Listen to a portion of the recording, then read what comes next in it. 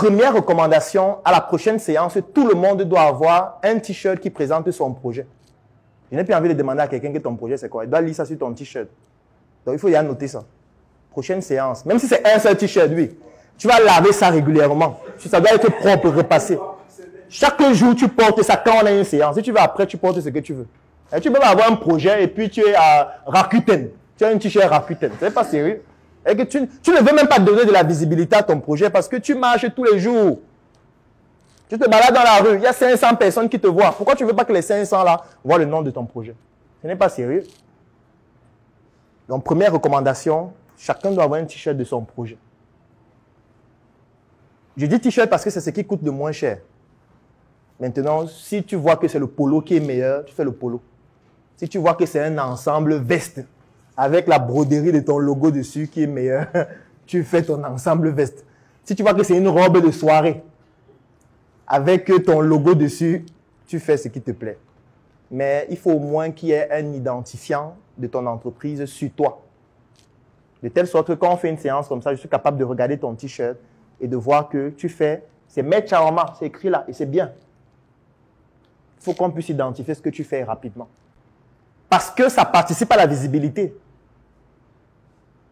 On néglige souvent ça, mais partout où tu vas, tu es d'abord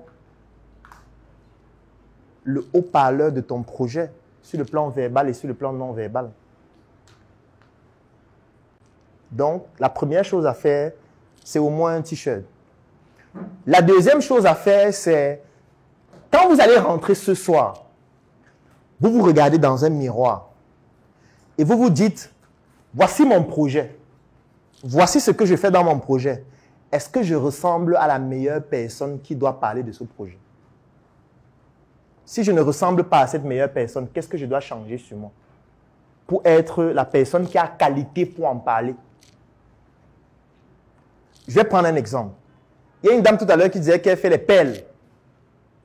Les deux dames. C'est bien. Ça veut dire que vous devez avoir vos perles sur vous. C'est la logique. Tu ne peux pas nous dire que tu fais les perles et puis les perles sont à la maison. Ça veut dire que tu as d'autres perles sur toi parce que tu estimes que ce que tu fais, ce n'est pas suffisamment beau. Non, tu dois d'abord assumer toi-même ce que tu fais. Tu portes toi-même. Si tu fais des sacs, il faut que tu aies ton sac toi-même.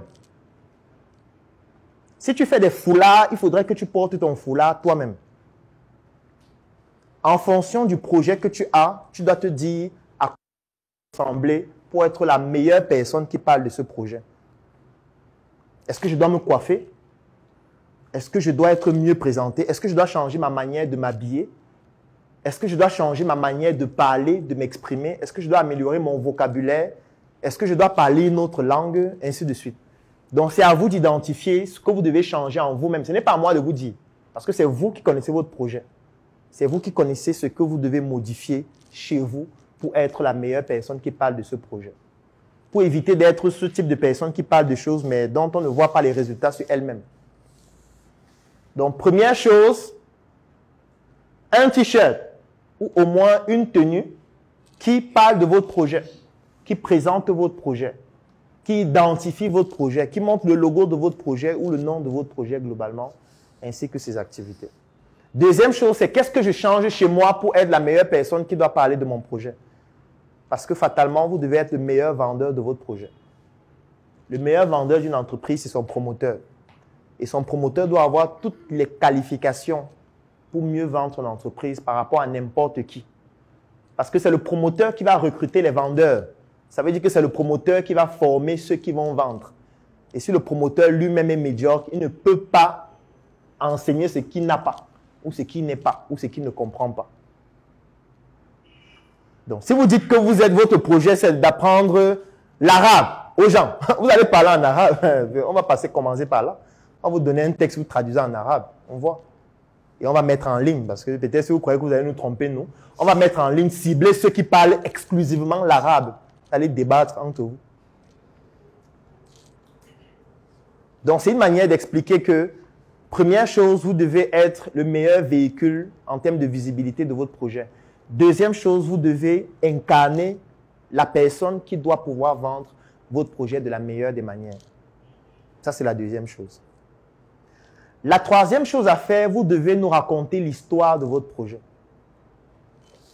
Pourquoi j'ai ce projet? Comment est-ce que ça a commencé? Qu'est-ce qui m'a poussé à me lancer dans ce projet? Quelles sont mes motivations? Quelles sont les frustrations qui m'ont poussé à me dire il faudrait que je lance ce projet? Et pour ça, vous allez avoir un modèle de texte. Donc, on va vous envoyer un texte modèle dont vous pourriez vous en inspirer afin de pouvoir rédiger cela. Ça ne doit pas nécessairement être long, mais ça doit être précis, concis, et ça doit permettre de pouvoir expliquer pourquoi est-ce que vous lancez ce projet. Parce qu'un projet doit avoir une âme. On ne fait pas un projet juste parce qu'on veut gagner de l'argent. Ce sont des projets éphémères. Donc, vous devez réfléchir à ce pourquoi je fais ce projet. Pourquoi est-ce que je me lance dans ce projet? Qu'est-ce qui me motive à me lancer? Quel est le problème que je veux résoudre?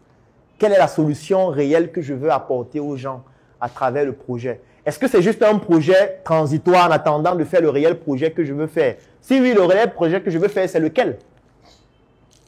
Ça doit être expliqué que le projet actuel, c'est un projet de transition qui me permettra d'avoir les outils pour continuer le projet réel que je veux faire par la suite. Donc, pour ça, je vais vous envoyer un texte qui a été rédigé dans ce sens et vous allez vous inspirer de ce texte-là afin de pouvoir rédiger le vôtre. Bien évidemment, dans le texte, il y aura des éléments sur votre biographie, des éléments sur votre parcours, des éléments sur vos frustrations, des éléments sur le projet, les éléments qui présentent globalement les produits et les services du projet et un tunnel de vente naturellement. J'offre 3 mois d'accompagnement sur mesure gratuitement à tous les membres de la Startup Academy. La Startup Academy, c'est cette initiative qui a vu le jour en 2016 et qui est basée sur un trépied que nous appelons le trépied idéologique qui comporte la sensibilisation en ce qui concerne l'entrepreneuriat, la formation sur tous les métiers et les secteurs d'activité qui tournent autour des opportunités d'affaires et enfin l'investissement dans des projets. Que vous soyez un débutant, un étudiant, un entrepreneur ou alors toute personne qui est intéressée par les affaires, durant cet accompagnement qui va durer 3 mois et qui est entièrement gratuit, vous allez bénéficier de notre retour d'expérience, de notre visibilité et surtout de nos stratégies qui vont permettre à votre projet de pouvoir décoller. Je vais laisser un lien dans la description de cette vidéo et en commentaire. Vous cliquez dessus, vous remplissez le formulaire pour pouvoir bénéficier en exclusivité de cet accompagnement gratuit sur mesure par rapport à votre activité qui va durer 3 mois. Rendez-vous à la Startup Academy.